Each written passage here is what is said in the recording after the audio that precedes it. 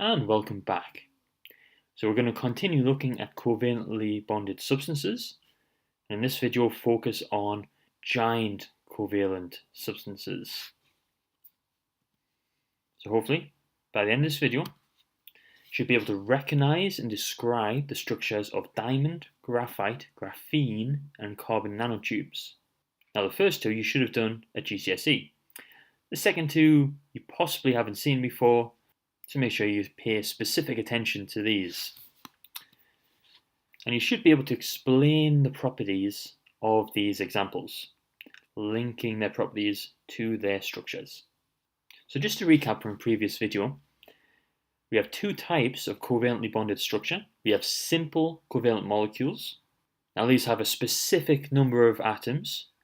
Examples include carbon dioxide, water. And the second type of structure is a giant structure, which has a theoretically infinite number of atoms, and you don't know exactly how many there are. So the formula you get for giant structures is just a ratio. So we're going to focus on 4 different giant structures in this video. First one is diamond. Okay, so picture of diamond there, I'm sure you all know what it looks like. And below that, just a reminder of what the structure looks like at an atomic level. Okay, so first of all, let's just make a couple of comments on the structure. Now, it's made of pure carbon, and you can see from the bottom diagram, if you look at one of the central carbon atoms, let's say this one, you can see that it makes 4 single covalent bonds to 4 different carbon atoms. And they are arranged in what is called a tetrahedral arrangement. Now we are going to do shapes molecules in this unit. I know we haven't done it yet, but just jot down the note and you will understand it in a couple of videos time.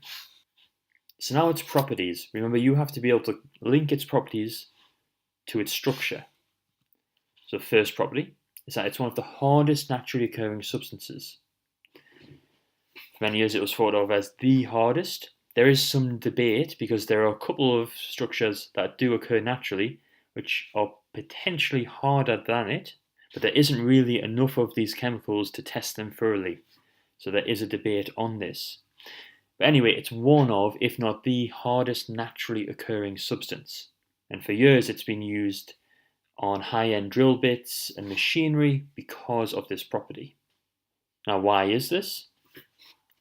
It's because each carbon makes 4 strong covalent bonds, and because the basic structure repeats itself into this giant lattice. The second property is that it has very high melting boiling points. And the reason for this property is that it has a giant lattice structure. Each carbon makes 4 strong covalent bonds. To melt diamond, you must break these strong covalent bonds. Notice how I'm saying strong covalent. I'm doing that on purpose, and so should you. So when you melt it, you have to break these strong covalent bonds, and that requires lots of energy. Remember to always link these types of questions to the amount of energy required. If there's lots of strong bonds, you need lots of energy to break them. And finally, it doesn't conduct electricity. Remember the 2 things you need to be able to conduct electricity: charged particles, either ions or delocalized electrons, and they have to be able to move. There are no charged particles in diamond, and all of the atoms are held firmly in place. So diamond does not conduct electricity. The second was called allotrope of carbon. An allotrope is a structure with the same chemical formula but different structure. So let's have a look at that structure. Again, it's made of pure carbon, but this time each carbon atom covalently bonds to 3 different carbon atoms. If you focus on one of the atoms in the diagram, you can see 3 different bonds to 3 different carbon atoms.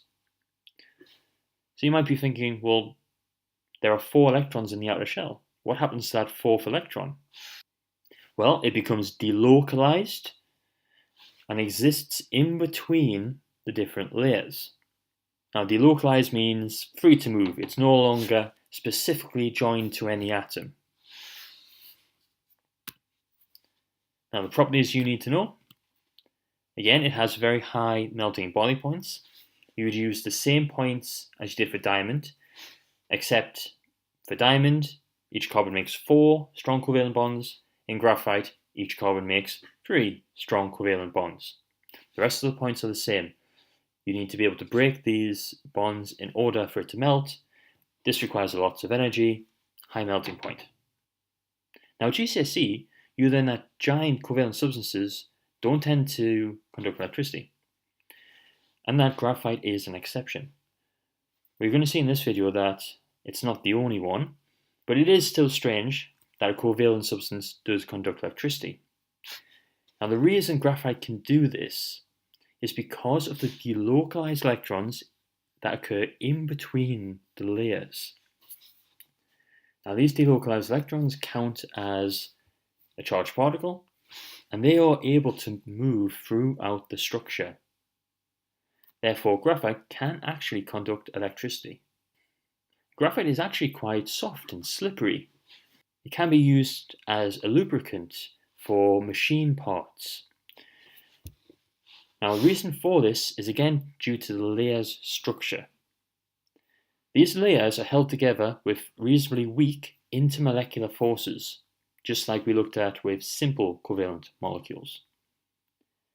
Now, these intermolecular forces can break, so the layers can slide past each other. This also allows it to be used in pencils. What you are effectively doing when you write on a piece of paper, you are depositing a layer of graphite on your paper. And that's what a mark of a pencil is. So soft and slippery, key points. Graphite has layers of carbon atoms. These layers can slide over each other.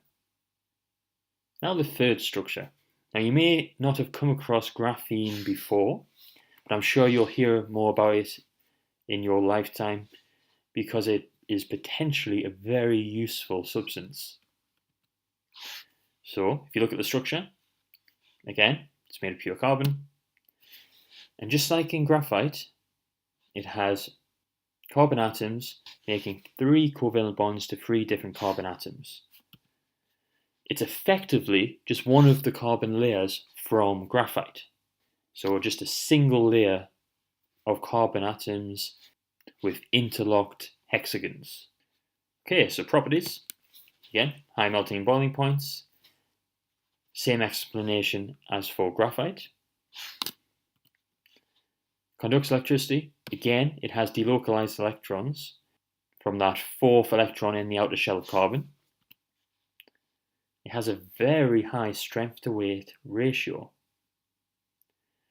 So these factors combine to make it a very interesting substance for future structures. And last but not least is carbon nanotubes, or carbon fibers. Now again, made of pure carbon. Hopefully you can see from the diagram that each carbon makes 3 covalent bonds to 3 different carbon atoms. It's effectively graphene rolled into a tube. Properties, high melting and boiling points, same explanation as before. Conducts electricity, much like graphite and graphene, it has that 1 delocalized electron per carbon atom. And it also has a very high strength to weight ratio. For its size, it's about 100 times stronger than steel. Now these properties make it potentially a very useful substance for building different types of structure in the future. So that was a very brief run through of the different structures. I've given you the main points. If you want to research any of them in more detail, feel free. They are interesting structures. So hopefully you can recognize those 4 different structures: diamond, graphite, graphene, and carbon nanotubes in a diagram. You can remember the properties of these substances and be able to link their properties to their structure. Make sure you complete your notes, and I'll see you in class.